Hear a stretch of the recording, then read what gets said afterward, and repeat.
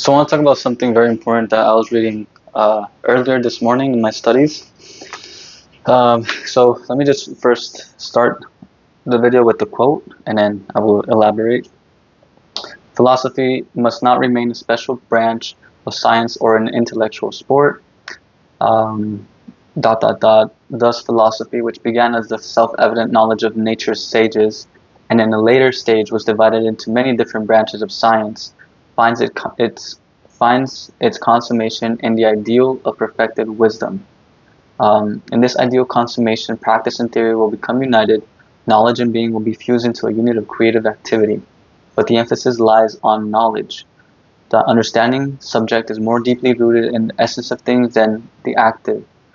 Um, as soon as it is fully awake, all ultimate decision is given into its hands. Uh, I'm skipping ahead. Life falls to the philosopher and not to the teachers of religion or practical ethics.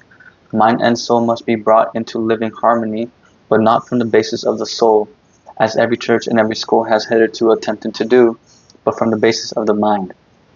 Okay, so um, to just summarize what was said there, this is coming from Count Herman Kayserling, Creative Understanding.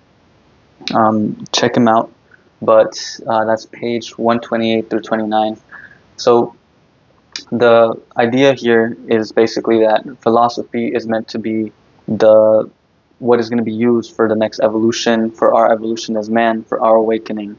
And right now, the present state of philosophy has become more so a sport for the mind. And I can highlight this very clearly by one of the interactions I had with a college student of mine, not college student of mine, but a fellow college student when I was in college. We were talking philosophy, and he was able to name all the different kinds of philosophies I was talking to him about. I was naming him some of the things that I was learning, and he was like, oh yeah, it's this. Oh yeah, it's like postmodernism.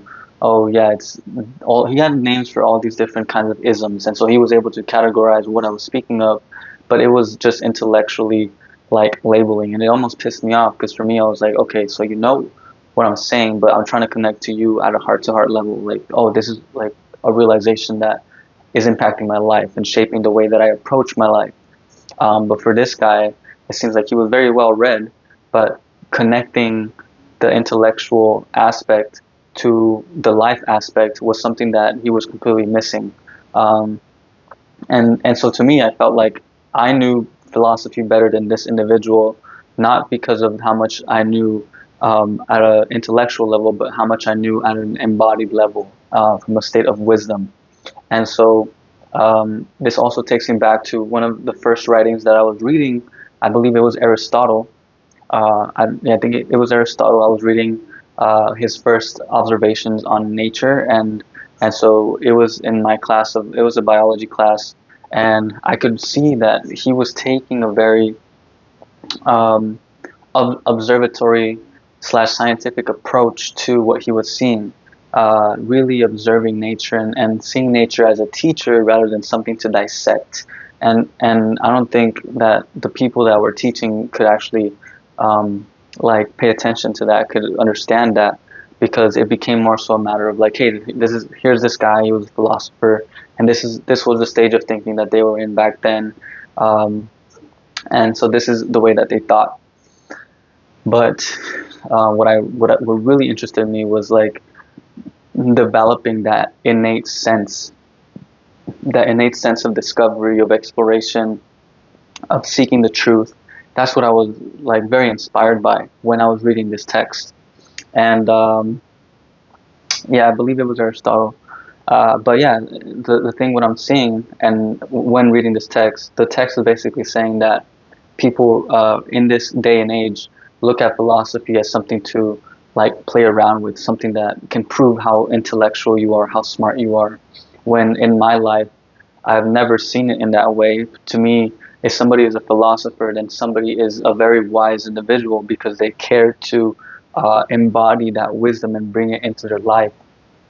But through and through, I realized that even taking a philosophy class, even the professor, it was very dry. It was very intellectual. There was no certainty. There was no oomph in like yes, this is it. No like guttural like strength, like I wanted that, yes, this is it, that expression of this is life, like this is vital, this is important. Um, and so I've always found philosophy to be a great place to go to, aside from religion, when it came to seeking knowledge, to seeking understanding of myself. And if you're watching this video, then I hope that it resonates with you also, because what I'm seeing is that um, in the West, especially, like I said, it's a very dry approach to philosophy, and that wasn't the point of it. The point of philosophy is not to be an intellectual sport, but to be a path to awakening, to self-realization, to self-knowledge, and that's where we see the phrase at the Oracle of Delphi, know thyself, right? What does it mean to know thyself? And so philosophy is going to be the way through that. And an interesting thing that's being said here, where the it's saying here that we will approach the harmony of the mind and soul not through the basis of the soul, as every church and every school has hitherto attempted to do, but from the basis of the mind.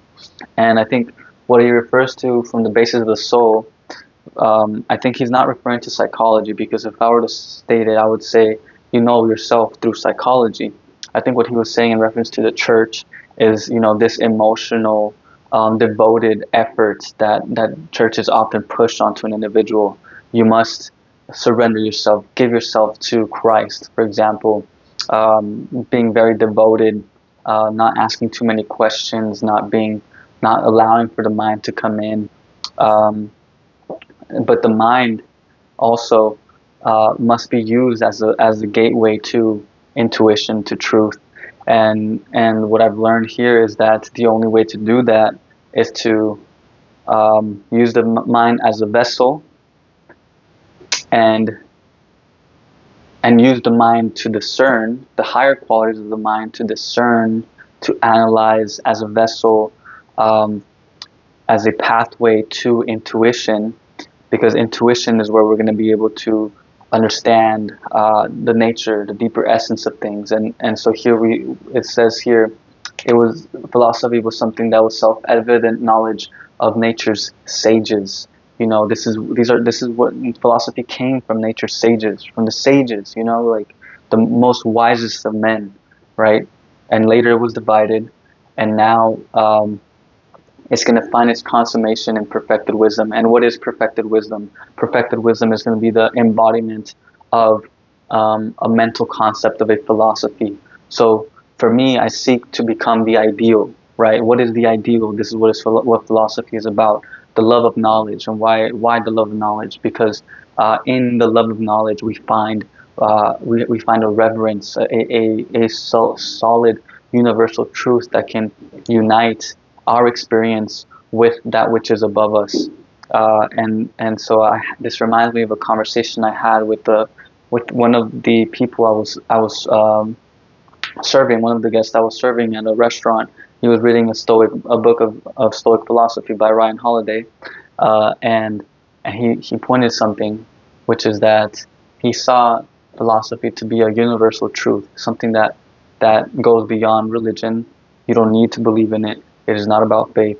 It is just about the primordial essence of what it means to be a good man and a wise man. And so that's where I really that really resonated with me, because obviously that is how I see it.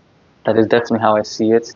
And I think that the rise of Stoic philosophy is the beginning of this, is a sign of this, where people are seeing that the philosophy lies outside of religion, and that it gives somebody a basis, virtues to embody, virtues to bring forth and to reflect on and to contemplate on. And so this process of philosophizing, and then embodying, and then expressing, that process is something that is not often talked about, but in that process we find our awakening, and we find our realization, and we find our salvation. So I do want to talk about this, because I think that philosophy has been underrated and overlooked. Underrated in its capacity to awaken individuals and overlooked as a purely scientific branch, when in reality it might have been the source of science, right? So, yeah, that was what I wanted to talk about. Hopefully you found that helpful. And for you, if you are interested in philosophy, know that you should not get caught up in the intellectual aspect of it. A wise individual is one who can take a concept and embody it little by little, then take multiple concepts and play around with them and never allow yourself to come down to the body. This knowledge must be embodied, it must be brought down. And that is the process of perfected wisdom. It's a beautiful thing to be a walking phenomenon of the ideal. And that's what you really want to become, a walking phenomenon, a walking expression of these virtues. And in doing so, you express the highest of yourself and the highest of the soul. And you really become like a sage, another wise man, another guide on the path. But beyond that, that is it. Thank you for tuning in. It's your boy, Stay Lucid.